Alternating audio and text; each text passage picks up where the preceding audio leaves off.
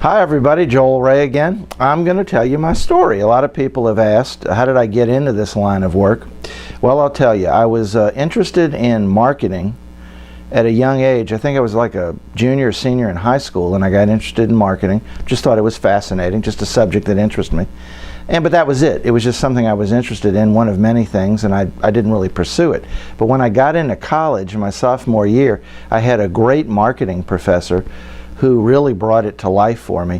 And he used to tell us interesting stories about marketing. He did some consulting work for Fortune 500 companies, and he talked about, this is what really intrigued me, I saw that there could be some money in this. He talked about earning commissions for helping companies sell more stuff. You know, he would tweak their ads and that kind of thing and help them sell like an extra few $1 million worth of stuff, and you know, he would get a nice check for helping them. And he had all these great stories. I mean, his class was really interesting. We'd cover the stuff in the textbook, but at least half the class was war stories, and really enjoyed that. So anyway, then I got super interested in marketing, and then after college, I did a lot of self-study. And those of you that are interested in marketing or advertising, I'm sure you've read a certain number of books on the subject, that kind of thing, maybe gone to some seminars or listened to some CDs on the subject. And I was like that. A lot of it was self-training, being self-taught. I was a victim of Hurricane Katrina, and at the time that the hurricane hit, I had like 1,000 books on marketing and advertising that went underwater. It was part of my overall library of 3,000 books, but 1,000 of them were on marketing and advertising. That went underwater. And also I've listened to a lot of CDs and gone to seminars and so on. So I've like immersed myself in this subject. And I tell my friends that I see the world through the eyes of a marketer.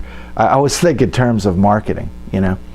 Well, anyway, what got me into what I'm doing now is I would see a lot of ads for businesses, you know, small businesses, regional, mid-sized businesses, and they were horrible, you know, in like local papers around the country as I traveled. And a lot of them were what I say is a bad ad. They were just announcements. You know, we just announce that they're open and they've been open for 40 years, or they're licensed and bonded, or what their hours of operation were. But they had no compelling headline. They didn't sell any benefits of using their product or service. They just basically listed that they were in business. And at the bottom, there was nothing that motivated the customer to buy their product or service right now. It would just give like their contact information, their address, and their email, and their phone number, that kind of thing. And I'm thinking, these people are spending good money on all this advertising, and they're not getting results. Because I just know nobody is coming into their business because of this announcement, or very few people. An announcement might pull, you know, 5 or 10 people.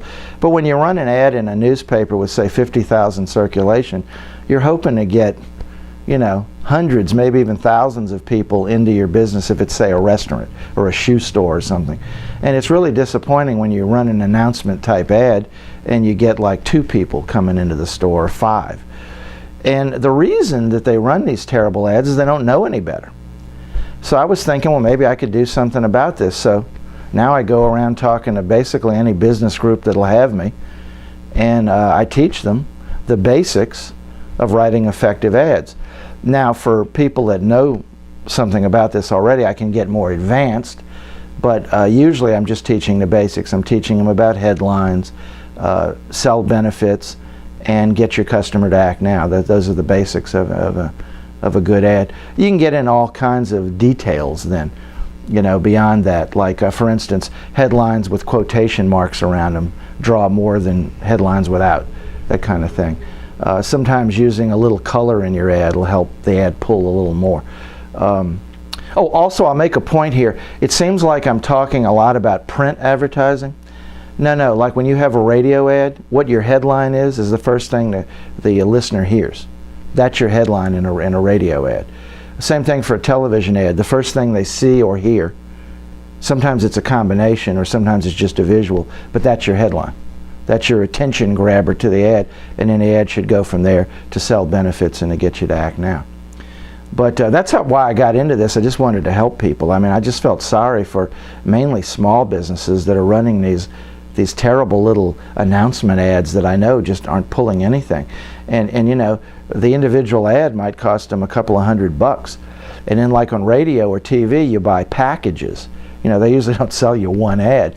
So you might have, say, 100 ads running in a given month. Now that's only a little over 3 ads a day. You know, a month's 30 days and you got 100 ads. So that's not exactly, you know, saturating the market with your advertising. But still, let's say each of those radio ads are like $20. Well, that's $2,000. 100 ads, $20 each. So $2,000, and that's 1 month of advertising on one station in maybe a small market. Well, that's really disappointing to a small business owner if they spend $2,000 in advertising and 5 new customers come in as a result of the ads. So these are the kind of people I wanted to help. I basically felt sorry for them, you know, and it's not their fault. They know how to run a business, but they don't know how to advertise properly. They're experts at, say, selling shoes or running a restaurant or, you know, whatever they do, repairing lawnmowers, whatever their business is. But they're not an expert in advertising, and I am, so I thought I could help. Oh, and I hope I'm helping you here on my website and on YouTube, wherever you're watching my videos, to learn the basics of advertising, especially if you're running a small to medium-sized business. For you large businesses, what I do is I fix marketing. That's something else that I do. That's real confidential. I really can't go into it here because nobody wants to admit that they have to call me in to repair a marketing campaign that didn't work. And then the people that created the original marketing campaign that didn't work, they don't want to be kind of shown up. In fact, a lot of the things I work on, the people that created it don't know that I was called in by the owners of the business to repair their marketing. It looks like the business owners just had some ideas that they want to run with, but they don't know that the ideas came from me. But anyway, that's about all I can say about repairing damaged marketing campaigns. I call myself a fixer. I fix marketing. I fix bad marketing. Well, anyway, there's going to be more videos on the subject of mostly on advertising. So, you know, I hope you'll check the website from time to time. And in the future, I'm going to get into postcards. That's a valuable marketing tool. And postcards can be used in conjunction with the internet. You know, the two-step program where they get the postcard, but then they go to a website to learn more about what the postcard sort of teased them on. And then also I'm going to do a couple of videos on how to make your business card like a gold mine. I mean, you know, how you can get business with your business card. And I guess you figured out, because I'm the kind of person I am, I'm not going to tell you to do a routine, usual business card. I'm going to show you how to make your business card a sales tool. So anyway, I hope you'll watch my next video, and I'll see you then.